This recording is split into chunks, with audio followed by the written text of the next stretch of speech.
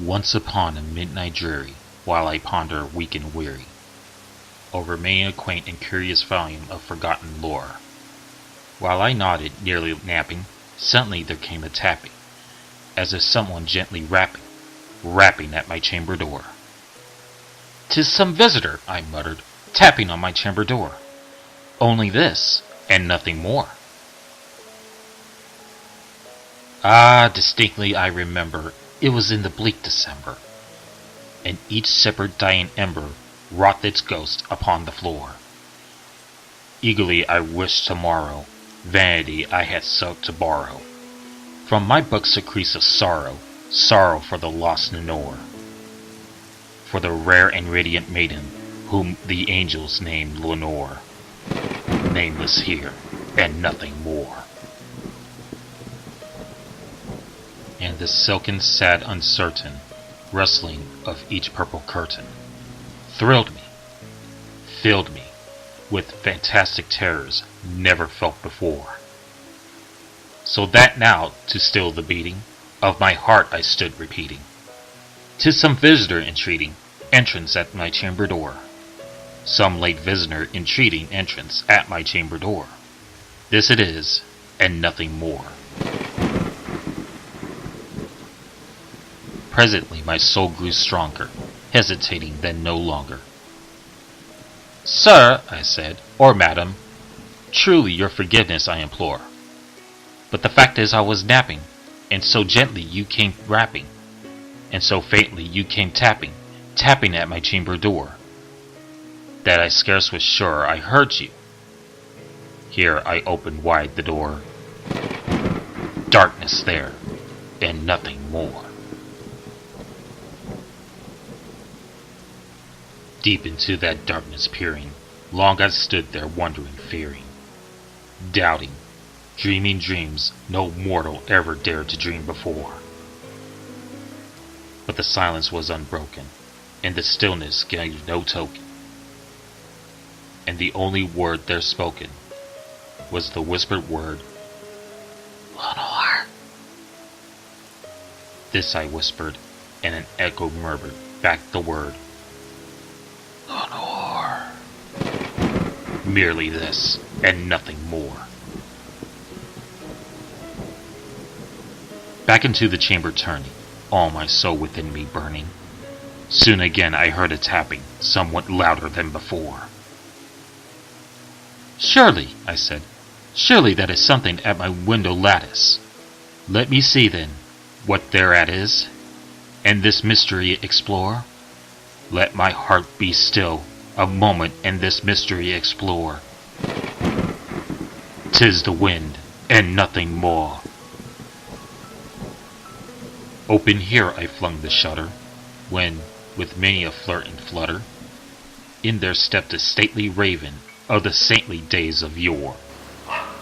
Not the least obeisance made he, not a minute stopped or stayed he, but with mane of lord and lady, perched above my chamber door, perched upon a bust of Pallas just above my chamber door, perched and sat, and nothing more. Then this ebony bird beguiling my sad fancy into smiling, by the grave and stern decorum of the countenance it wore. "Though thy crest be shorn and shaven, thou," I said, "art sure no craven, ghastly grim and ancient raven, wandering from the nightly shore. Tell me what thy lordly name is on the night's Plutonian shore." Quoth the raven, "Nevermore." Much I marveled this ungainly fowl to hear discourse so plainly, though its answer little meaning, little relevancy bore. For we cannot help agreeing that no living human being ever yet was blessed with seeing bird above his chamber door, bird or beast upon this sculptured bust above his chamber door, with such name as Nevermore. But the raven sitting lonely on the placid bust spoke only that one word, as if his soul in that one word he did abhor. Nothing farther than he uttered, not a feather than he fluttered, till I scarcely more than uttered, other friends had flown before. On the morrow he will leave me, as my hopes have flown before. Then the bird said, Nevermore. Startled at the stillness broken by replies so aptly spoken. Doubtless, said I, what it utters, it is only stock and store, caught from some unhappy master, whom unmercifully disaster followed fast and followed faster, till his song one burden bore.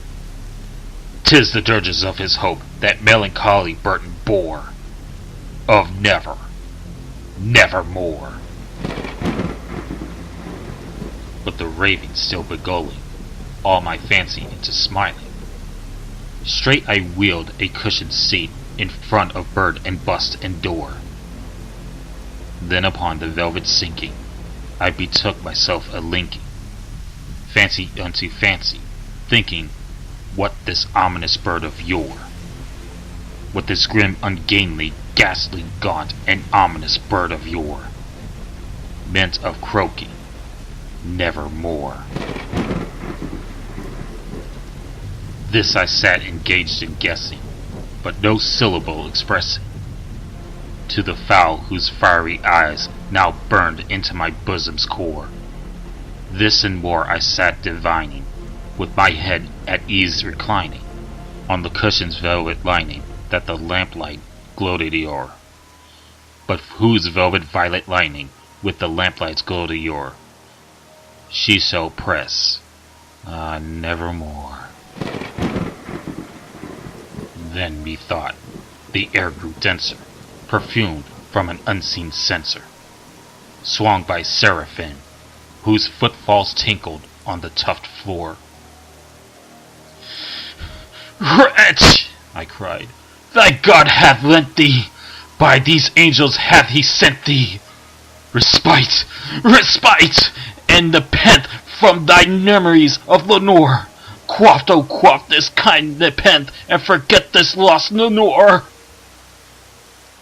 Quoth the raven, Nevermore. Prophet, I said, think of evil, prophet still, if bird or devil, rather temper sent, or rather tempest tossed thee here ashore, desolate yet all undaunted, on this desert land enchanted, on this home by horror haunted. Tell me truly, I implore, is there balm and gleed? Tell me, I implore. Quoth the raven, Nevermore. Prophet, I said, think of evil, prophet still, if bird or devil, by that heaven that bends above us, by that God we both adore.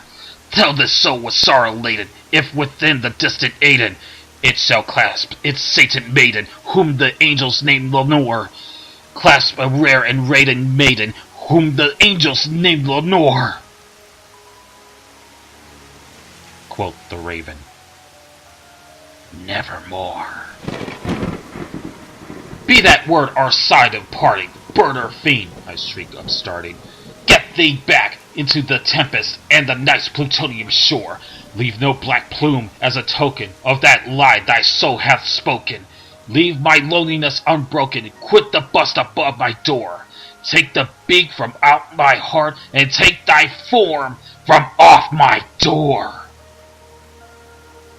Quoth the raven, Nevermore.